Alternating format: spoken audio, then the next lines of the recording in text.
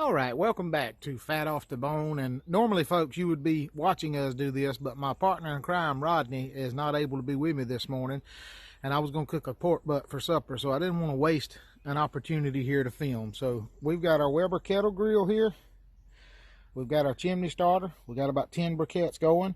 You're going to wait till they get good and hot before you start this thing up. Now, the wood I'm using around the edge here is just apple wood, little chunks of apple wood. And you've heard Rodney and I talk about this before.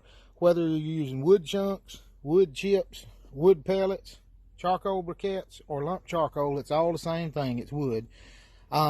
What's unique about this recipe and what I like is charcoal gives a distinct flavor, so does wood. You get them both when you cook a butt with this. And I've said it before and I'll say it again. I love all my grills. If I had to just keep one and could only have one, it would be this right here. It would be the Weber kettle grill, because you literally can do anything on it. Also talk about the vent system in this grill. You got a bottom vent and a top vent. There's your top vent. So the bottom vent is what allows air into the cooking chamber. The top vent is what allows it to escape.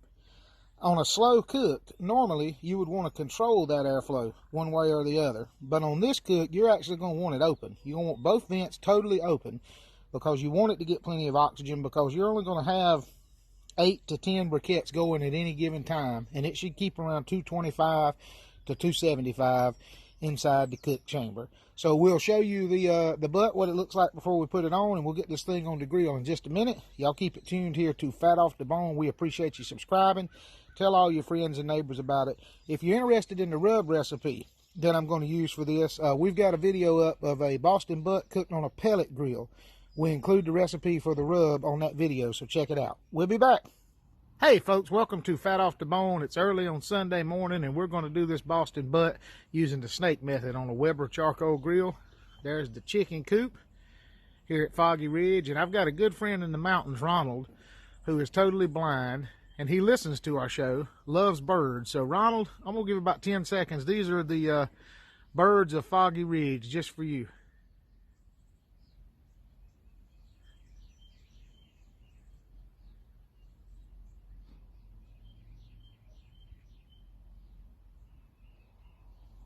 There you go. All right, so we arranged these coals yesterday. We arranged them in a big C. It's called the snake method. And basically, it's just 2 rows of coals side by side. You got to use briquettes.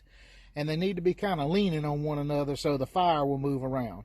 Then I've got 1 row of coals right on top. So 2 rows on the bottom, 1 on the top, right in the middle. I got about 5 or 6 chunks of wood. I got my fire starter going. You're going to have about 10 briquettes in your chimney. That's all you need. Put them all to one side. We're just going to sit this right on like that, so the fire is right under the coals, and you're going to let those get red hot.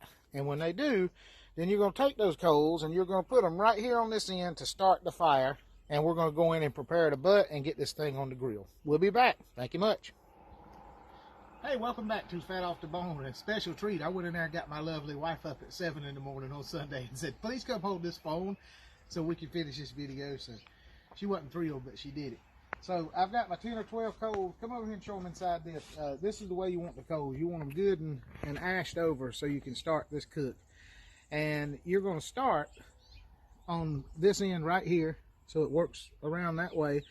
And about the first 4 or 5 briquettes, I did not put the top briquette. That'll give it a chance to put these on it and let it get started good. So you gotta be careful when you're doing this, because it's easy to burn yourself.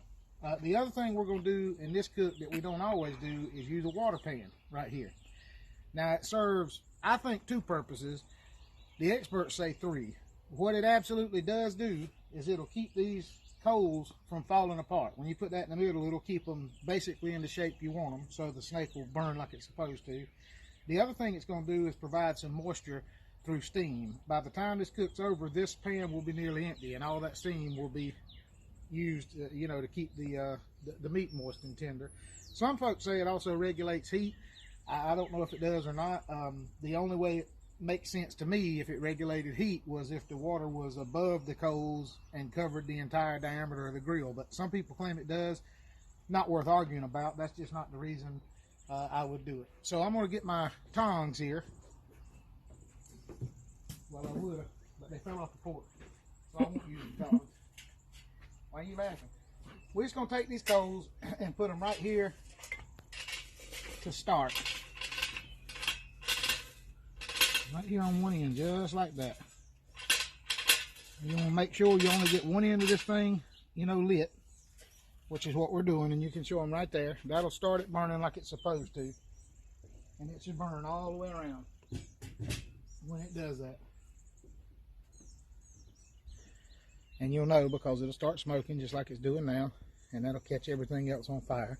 So then you take your water pan and carefully, because you got hot coals here, right in the middle, just like that.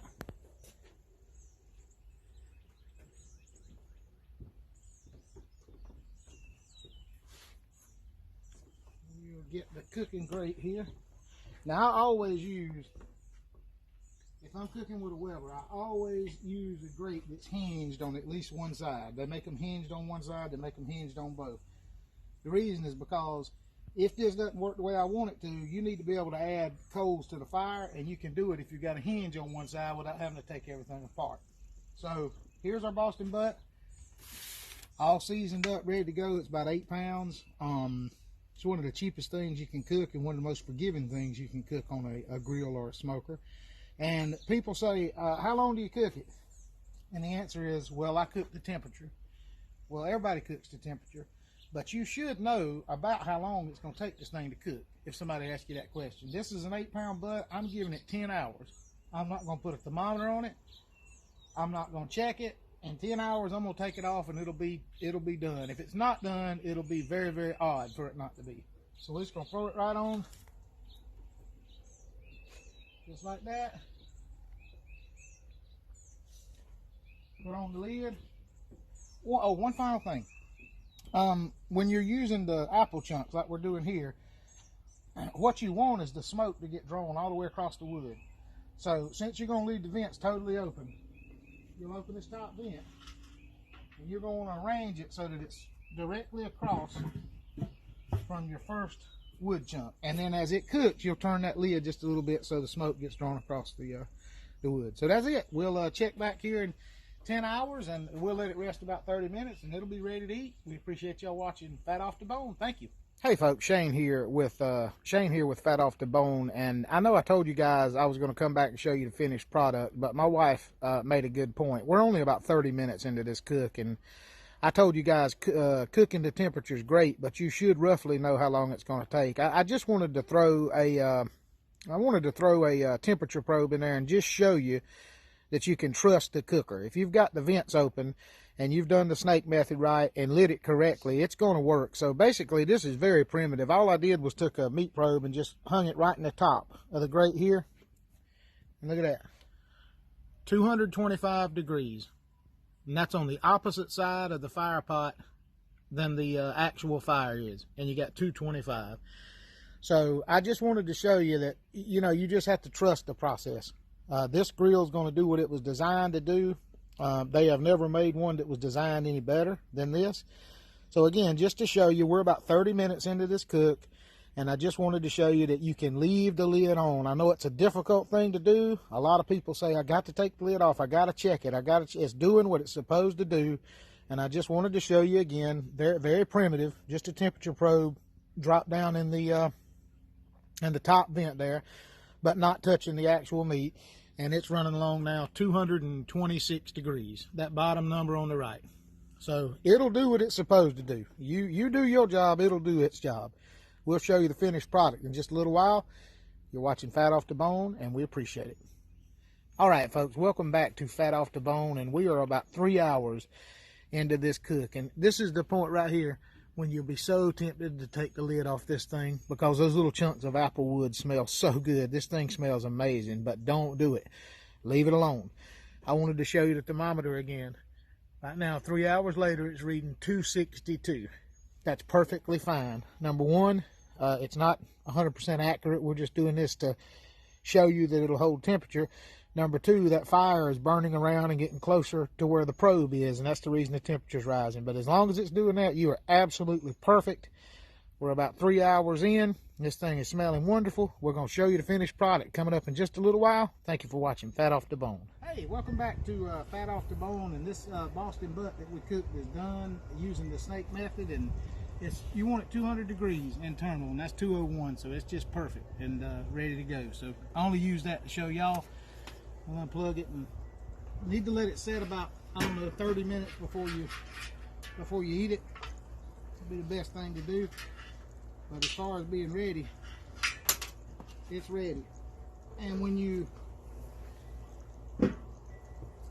get ready to pull this, the best way to do it is take this fat cap all the way off the top, shred it, and then add back to it what you need to for fat. But other than that, it's ready to go, and that's all you do. You just let it set about 30 minutes. The bone should come right out when you take it out. It'll be real easy. I would show you, but I forgot my barbecue gloves. So that's all there is to it. You just take it off, let it rest about 30 minutes, shred it, add whatever fat you need back to it, and you'll be ready to eat. And that's the snake method. If you want to get the recipe for the barbecue rub, we've got a recipe up for a Boston butt cooked on a pellet grill, and at the end of that, the recipe's there. So y'all enjoy it, and thank you for watching Fat Off the Bone.